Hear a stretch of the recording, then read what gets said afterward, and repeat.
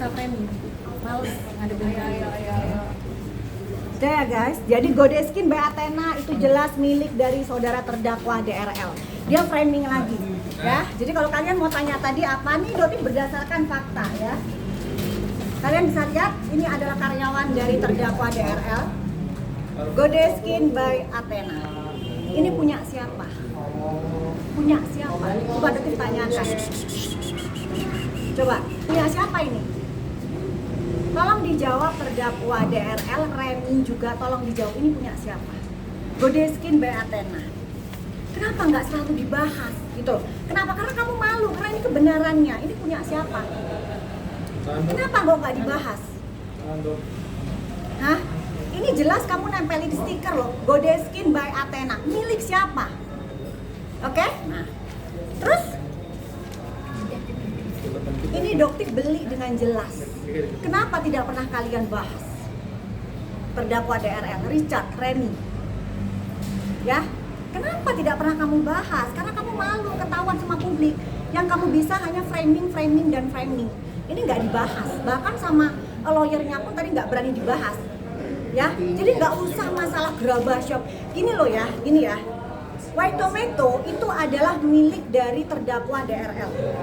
Mau dijual oleh siapapun itu nggak akan jadi masalah, ya nggak akan jadi masalah. Ya sama seperti misal kalian beli yang dia analogikan dengan jam Rolex. Jam Rolex selama itu asli, mau beli dimanapun kamu bisa minta yang namanya ganti rugi kalau ada servis misalnya, kalau ada kecurangan di jam Rolex itu. Kalau asli, ya. Nah, White Tomato yang dijadikan salah satu bukti, hanya secuil bukti, itu adalah barang asli dari milik terdakwa DRL. Mau beli dimanapun nggak masalah, karena itu barang dari terdakwa DRL. Ya, terus penyidik nggak menelusuri gerabah shop belinya di mana? Di Godeskin. Terus rekeningnya mana? Jangan dibilang tadi, tolong ya Bang Faizal, jangan dibilang nggak masuk ke rekeningnya saudara dia. Emang nggak masuk ke rekening Anda, karena masuknya ke rekening dari istri terdakwa DRL. Ya, masuknya ke rekening atas nama istri dari terdakwa DRL yang tiba-tiba setelah kasusnya viral dirubah jadi CV Athena. Ya, jadi jangan bilang kalau uangnya nggak masuk dari gerabah shop, dari reseller itu masuk kemana? Ya, udah berhenti, stop giring-giring opini, framing. Yang satunya lagi masalah keputusan dari Majelis Disiplin Profesi. Ya, jadi ini perlu diberikan kejelasan bahwa Majelis Disiplin Profesi tidak memiliki landasan hukum untuk memberikan sanksi kepada dokter yang diduga nipu. Tidak ada. Nah, ini ada celah hukum di Indonesia, ya. Jadi tidak ada.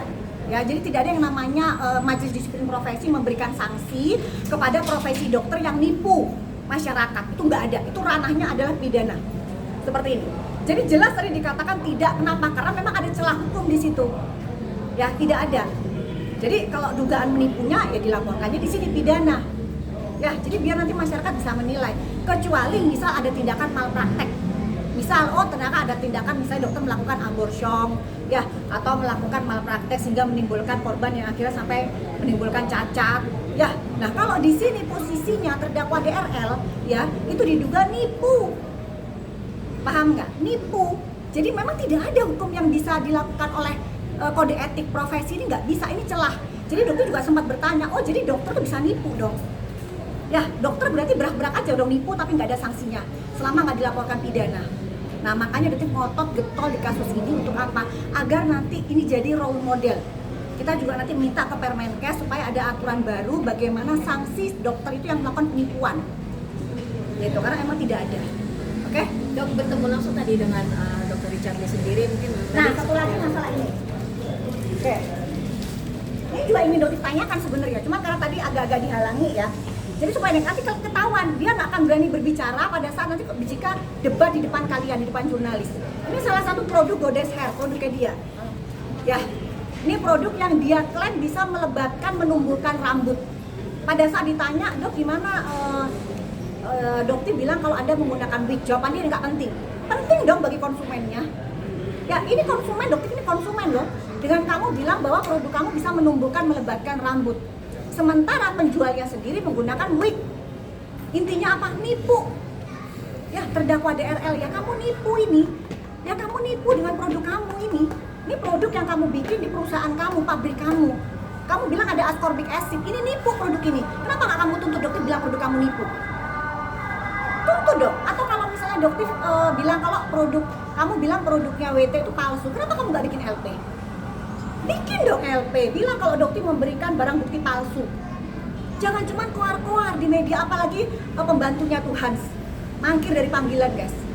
Ya, tapi tadi kalian bisa bilang, nggak mangkir, udah kelakuannya sama itu mereka berdua itu. Ya, dan itu juga akan mempertanyakan bagaimana saudara DRE, istri dari terdakwa DRL yang ikut serta menjual. Ya, nanti kita akan paparkan bukti-buktinya pada saat dokter jadi saksi. Kalian akan tercengang.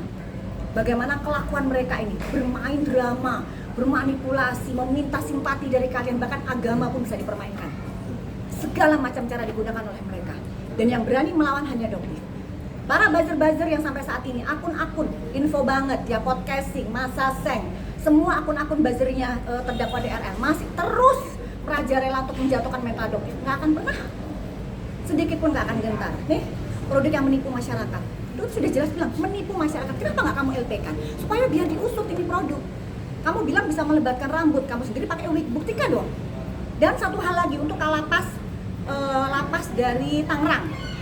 Ya, di sini dokter cukup ingin menanyakan, apakah boleh seorang terdakwa menggunakan wig? Padahal wig itu bisa digunakan sebagai sarana penyembunyian narkoba. Kita nggak tahu apakah diselipkan di bawah rambutnya. Kita tidak tahu. Ya, kita tidak tahu ya. Ini salah satu cara. Kenapa kok wig dilarang digunakan? Karena bisa dijadikan sarana untuk menyembunyikan narkoba. Misalnya seperti itu. Ya, bisa juga digunakan untuk menyembunyikan alat-alat tajam, misal silet lah atau sebagai yang seperti itu. Ya, jadi di sini dokter ingin menanyakan kepada lapas, apakah boleh seorang terdakwa menggunakan wig, di mana wig itu bisa digunakan, nah, untuk melakukan tindak kejahatan lainnya. Ini dugaannya begitu. Jadi kenapa kok kalau yang terdakwa lain nggak boleh pakai wig, sementara saudara terdakwa DRL boleh pakai wig? Ya, itu bisa digunakan untuk menyembunyikan narkoba, ya. Dan itu juga akan bisa membuktikan bahwa kalau dia menggunakan wig, sementara dia menjual produk serum penumbuh rambut.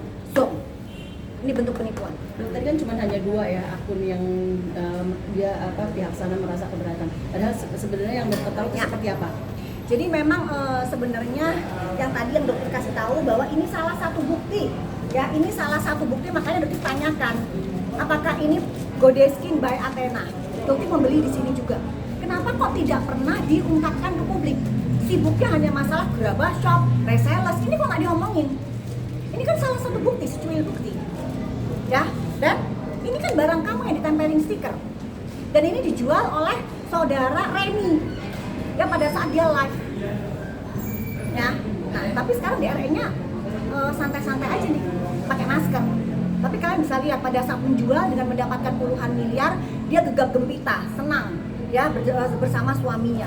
Suami istri ini pada saat mengeruk uang dari kalian, mereka nggak ada yang pakai masker, ya. Tapi pada saat sekarang suaminya terkena masalah, kenapa istrinya pakai masker? Harusnya kan saling menemani, suka dan duka, ya. Nikmati dong, kembalikan uang masyarakat. Itu yang dokter minta dari awal. Ya, oke. Dok, terakhir dok, rasanya tadi sudah bertemu langsung meluapkan apa yang dokter Kalian ingin bisa lihat bahwa memang mentalnya sebenarnya mental apa? Gak berani. Kalau dokter senangnya kita berdebat di depan jurnalis. Kenapa? Karena begitu dikasih tahu bukti seperti ini, begitu dikasih tahu yang namanya wig, dia pakai wig, wah dia pasti mati kutu, guys. Dia pasti mati kutu, nggak akan bisa bicara karena ini belinya di Godeskin Novato, punya dia di Palembang, pengirimannya pun dari Athena Palembang. Ya, stop ya saudara Richard. Ya, stop kamu menggiring opini. Itu karyawan kamu ya, Hans Pranata, sebagai direktur dari PT Duta Layar, ya, dokter lupa nama lengkapnya, Duta Layar apa gitu ya. Itu jadi gini guys, akun dari saudara terdakwa DRL yang akan dilakukan penyitaan, ya, itu dikatakan sudah dijual ke suatu PT, dokter lupa nama tempatnya PT apa, ya. Tapi ternyata setelah diselidiki, PT tersebut dimiliki oleh direkturnya, oleh Hans Pranata. Ya, jadi dijual ke anak buahnya sendiri. Masuk akal nggak guys? Dia menjual akunnya, akun TikTok, akun YouTube, akun Instagram dia ke karyawannya sendiri. Namanya siapa? Hans Pranata, yang tadi kalian temuin sendiri. Hans Pranata. direkturnya. Jadi dia mengambil Hans Pranata sebagai direktur, ya, untuk pemegang akunnya. Gitu. Oke guys ya. Sudah ketemu bertatap langsung tadi, sempat bersapa juga sama DRL, seperti apa dok? Ya kalian bisa lihat nggak berani. Kalau emang dia bener kenapa dia nggak berani langsung berdebat sama David? Itu aja. Oke? Itu aja.